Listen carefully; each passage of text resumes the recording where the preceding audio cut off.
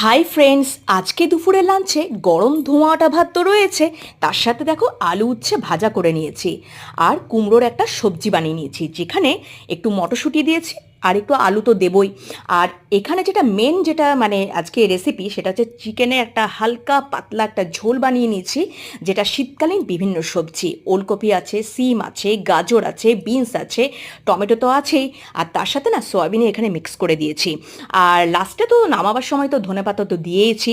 এই রেসিপিটা তোমরা দেখতে চাইলে অবশ্যই আমার বেঙ্গলি কিচেন চ্যানেলে দেখে আসতে পারো, সেখানে আমি কিভাবে এটা রান্না করেছি।